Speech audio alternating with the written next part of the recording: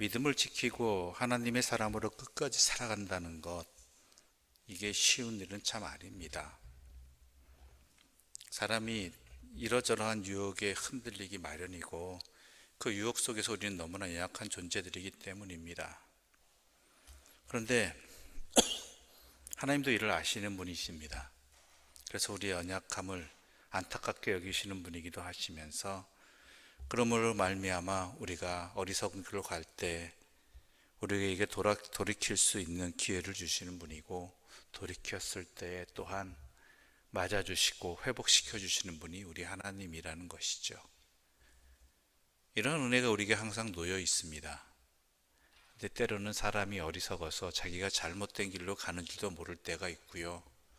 또 더 어리석은 게 뭐냐면 잘못된 길을 가서 잘못된 결과를 맞이했을 때 돌이켜야 됨을 알지만 알면서도 행하지 아니하는 그러한 더 어리석은 모습을 나타내기도 합니다. 그러지 않기를 또한 우리는 간절히 구해야 되는 것이지요. 특히 우리가 은혜 받기를 소망합니다. 하나님 앞에.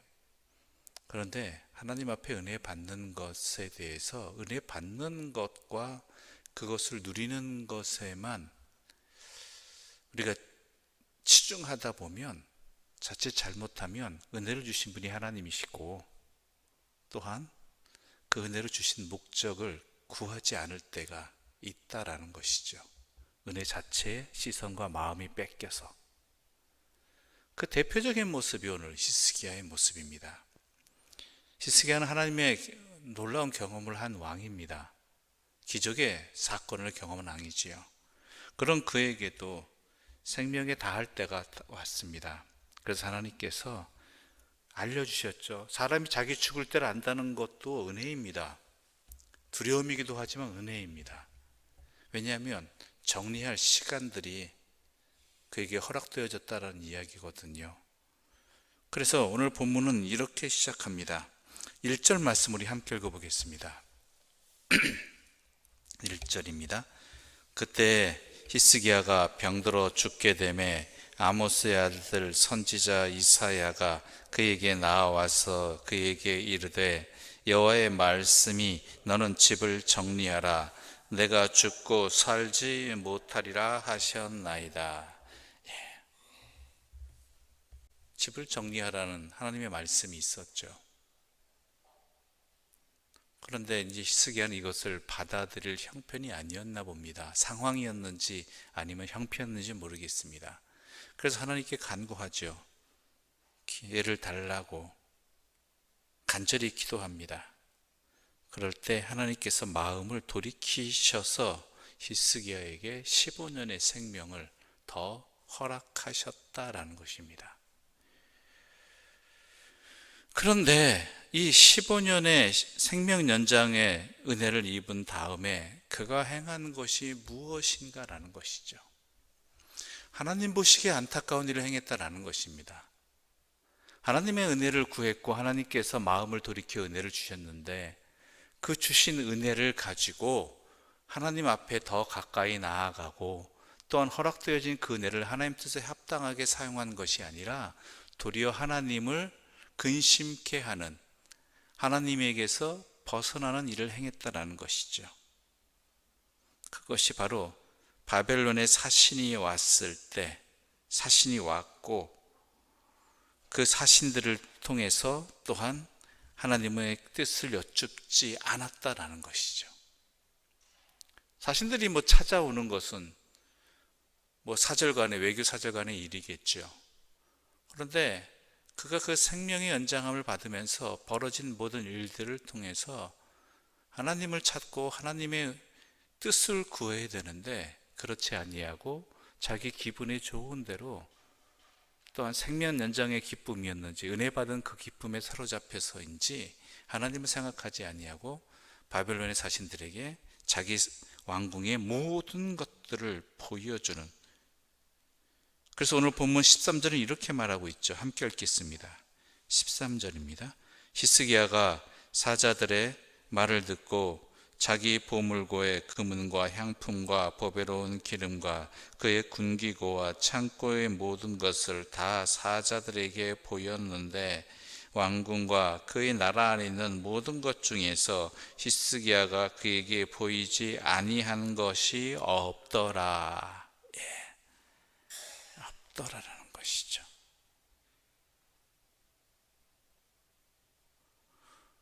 이게 참 안타까운 일입니다. 그래서 이사야를 통해서 하나님께서 꾸짖고 계시는 것이죠. 심판의 명령을 내리고 계시는 것이죠. 더 안타까운 것은 뭐냐면요, 이 하나님의 심판의 말씀 17절과 18절의 말씀을 듣게 되거든요. 우리 17절과 18절 읽어볼까요? 여호와의 말씀이 날이 이르리니 왕궁의 모든 것과 왕의 조상들이 오늘까지 쌓아두었던 것이 바벨론으로 옮긴 바 되고 하나도 남지 아니할 것이요, 또 왕의 몸에서 난 아들 중에서 사로잡혀 이스라엘 왕궁 바벨론 왕궁의 환관이 되리라 하셨나이다 하니. 이러한 심판의 말씀을 듣고도 히스기야는 뭐라고 그러냐면은, 우리 한 군데 성경 찾아볼까요? 이사야 한번 39장 보겠습니다. 이사야 39장입니다. 제가 가진 성경으로 구약 성경 1013쪽입니다.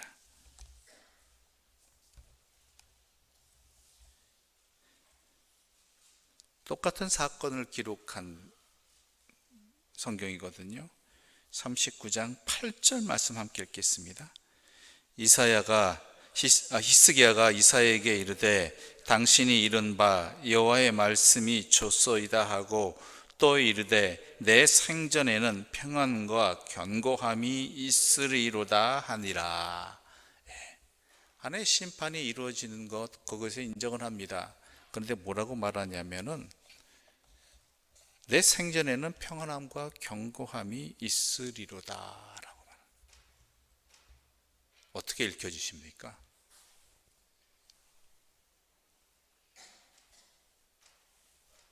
내 생전에는, 그런 일이 내 생전에 일어나지 않으면 됐습니다 라고 말하는 것 같지 않습니까? 하나님의 은혜를 입은 사람입니다.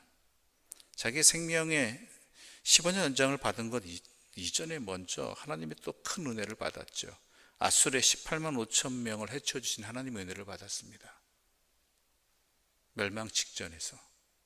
그렇다면 모든 것이 하나님의 손에 달려있음을 분명히 알아야 되는데, 자기 생명 또한 하나님의 손에 달려있고 그래서 은혜를 입었다는 것을 안다면 그 모든 상황 속에서 하나님의 뜻을 구하고, 또한 이스라엘 즉 남유다의 생명은 하나님께 달려있다는 것을 확실히 알고 그 믿음의 확신에 맞게 행동해야 되는데, 그렇지 않았다라는 것이죠.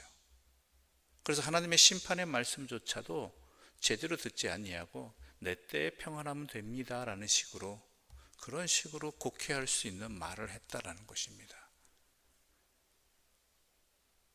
여러분, 이게 은혜 받은 사람의 모습일 수도 있습니다.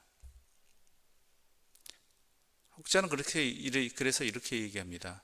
차라리 히스기야가 생명 15년을 연장받지 않았으면 이런 일은 벌어지지 않았을 것이고, 히스기야도 하나님 앞에 부끄러운 자로 남지 않았을 것이다 라고 하죠. 중요한 것은 바로 이것이죠. 우리가 은혜 받았다는 것, 구해서 받았다는 것, 그게 전부가 아니라는 것입니다. 그것을 누리는 것이 전부가 아니라는 것입니다. 우리에게 주어진 은혜들, 우리에게 주신 하나님의 사랑은요, 주신 이의 뜻이 무엇인지를 다시 한번 깨닫게 되는 하나님의 뜻입니다. 깨달으라는, 그리고 그 뜻대로 살라라는 하나님의 또한 이끌어 주심입니다. 가끔 성도님들 가운데 그렇지 못한 경우들이 있다는 것이 안타깝습니다. 병고침의 은혜를 받았습니다. 또 문제 해결의 은혜를 받았습니다. 그렇다면 그 은혜를 받은 자답게 하나님 안에서 더욱 믿음의 삶을 살아가고 믿음이 커져가고 은혜를 또한 은혜 받은 자로서 살아가는 그 모습이 있어야 되는데, 그냥 그 은혜 받고 끝이고 예전의 모습으로 돌아가고, 또한 하나님의 뜻은 구하지 아니하는, 상황만 보고 있는 그러한 안타까운 모습들이 있다라는 것이죠.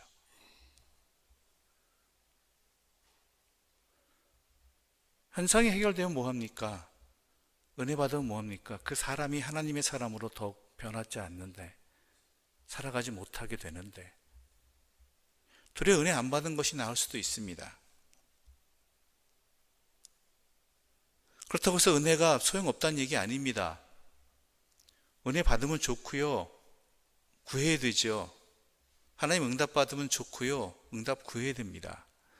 그런데 응답 받는 것 그 자체가, 또한 그것을 자기 마음대로 누리는 것 그 자체가 우리의 목적이 되어서는 안 된다는 것입니다. 그것을 주신 이가 하나님이시고, 또한 내 응답 받은 것을 어떻게 하면 하나님의 뜻 안에서 살아가게 할 것인가, 하나님이 이 응답을 통해서, 이 은혜를 통해서 내가 어떻게 하기를 원하시는가를 더욱 구하는 자리로 나아가야 되지, 하나님부터 벗어나는 삶을 살아가는 도구가 되어서는 주신 이가 참 안타까워하는 결과로 나아가게 된다는 것이죠. 히스기야는 자기가 생명 연장을 받은 것을 통해서 하나님을 더욱 찾고 의지하는 것이 아니라 바벨론을 의지하는 모습으로 바로 나아갔고요. 그래서 이러한 안타까운 결과가 자신뿐만 아니라 자신의 후손들, 또한 남유다의 백성들에게 약이 되게 한 원인이 되었다라는 것입니다. 여러분, 바르게 구하는 것, 하나님의 은혜를 구하는 것 중요합니다. 또한 그에 못지않게 응답 받았다라면, 은혜 받았다라면 그 은혜를 은혜로서 살아갈 수 있는, 하나님의 뜻 안에서 살아가는 그 다음이 반드시 이어져야 되고, 하나님께 한 걸음 더 나아가는 믿음의 성장이 반드시 있어야 하는 것입니다.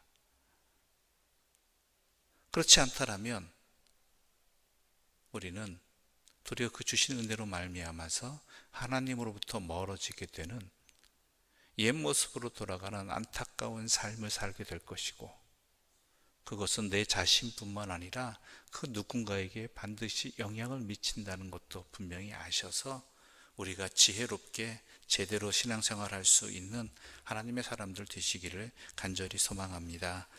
기도드리겠습니다. 하나님 아버지, 감사합니다.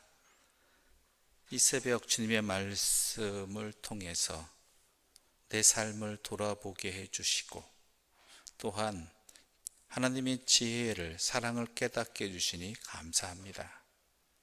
간절한 히스기야의 기도에 주님께서 응답해 주셨습니다. 주님께서 마음을 돌이켜 그 생명을 연장시켜 주셨습니다. 우리 또한 우리의 마음으로 간절히 구하는 것들이 있습니다. 주님께서 응답 주시기를 간절히 구하는 것들을 주 앞에서 구할 수 있는 하나님의 자녀로서의 모습 또한 갖게 하여 주시옵소서. 그런데 그것보다 더 중요한 것이 있음을 오늘 본문을 통해서 알려주시니 감사합니다. 받은 바 은혜가 하나님께 더 나아가고, 하나님의 뜻을 더 구하고, 하나님의 백성답게 살아가는 그러한 기회가 되게 해주시고, 도구가 되게 해주시고, 힘이 되게 하여 주시옵소서. 하나님께 은혜를 받았다라면 하나님의 뜻을 더욱 구하는 그러한 열쇠가 되게 해주시고, 그래 우리의 삶이 하나님의 사람으로 더 굳건하게 세워지게 하여 주시옵소서.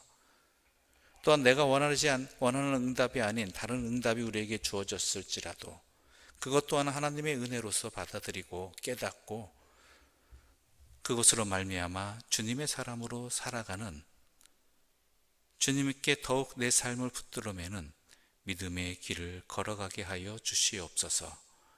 이 모든 말씀 예수님의 이름으로 기도드립니다. 아멘. 하늘에 계신 우리 아버지의 이름을 거룩하게 하시며 아버지의 나라가 오게 하시며 아버지의 뜻이 하늘에서와 같이 땅에서도 이루어지게 하소서.